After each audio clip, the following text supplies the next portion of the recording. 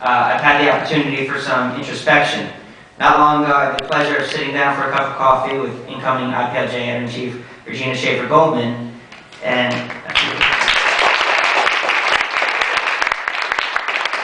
in trying to sell the position, I had to ask myself, quite honestly, why the hell would anyone do this?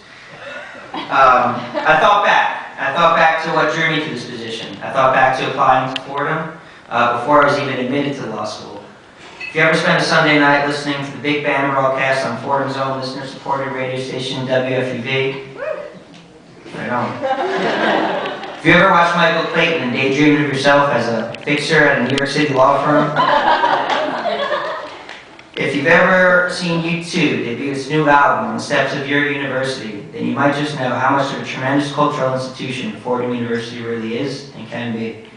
So in doing my research on law school, and in Fordham in particular, I came across a hodgepodge of assemblage of words that really for me was just too good to be true.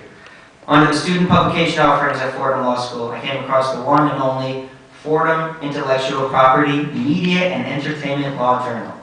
What a mouthful. But what a perspective that was. The opportunity to be involved with the journal has proved to be every bit as rewarding an experience as I ever could have imagined.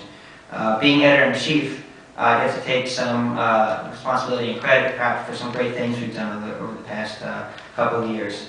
And I'd like to call attention to some of those great little facts that color and make you feel very rewarded as editor-in-chief. In the past year, Washington Lee released its 2008 Law Journal rankings, and it's really dry up here. Prominent among those, I would have called to mind that we moved from being the #3 overall ranked entertainment, arts, and sports law journal to being the #1 overall ranked entertainment, arts.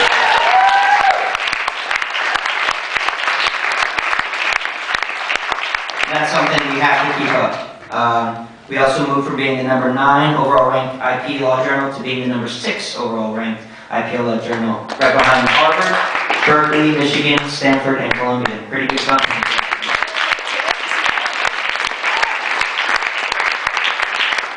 So the overall law journal status, we moved up 31 spots from being the 180th overall ranked law journal to being the 149th overall ranked law journal.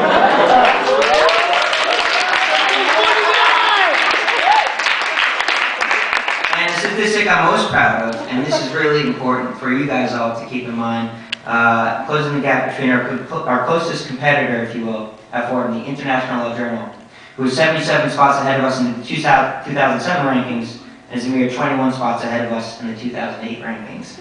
So none of this is set in stone, and it can go back and it can go forward, but let's keep pressing on forward. And so much of this deserves recognition to not just me, because I was just a staff member on the previous editorial board, but a lot of this owes so much debt and gratitude to our IPLJ alums who are here with us tonight. I'd especially like to thank Tara Waters and Erich, editor emeritus on volume 19, and editor-in-chief last year. He did a fantastic job. I know Greg Payne is here tonight. Greg could probably give thanks to more people.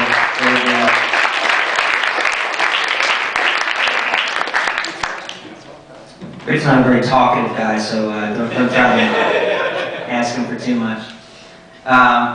And to our other alums gathered here tonight, thank you so much for being here and for giving us a really great opportunity to carry on a wonderful legacy. On top of that, being editor-in-chief has been a great opportunity to be exposed to intellectual property law. Speaking as a musician, as my grandfather mentioned earlier, this is such a great institution for me to gain exposure to an area of interest and to learn more about it and have dialogue about it on a daily basis, to challenge my thoughts, to examine my positions, and to really think and delve into things deeply in conversation and dealing with our articles. And that has been an awesome experience. But if I had to nail it down, what has really made this experience so defining, what has absolutely made every late night and early morning of this job worth it, is the people that make up the journal. If birds of a feather flock together, then like-minded people have certainly marked their IPLJ as their gathering grounds. I am 100% convinced, as I said earlier, that we maintain the most interesting, diverse, spirited, and devoted student group on campus. So you have the opportunity to be associated with that group and take even the slightest bit of credit for that has made this very demanding job worth every single second that I've put into it. So with that, I'd like to spread some of the acknowledgement and recognition around to our editors, where the accolades are so well deserved and have been earned. I'd like to begin by acknowledging our outgoing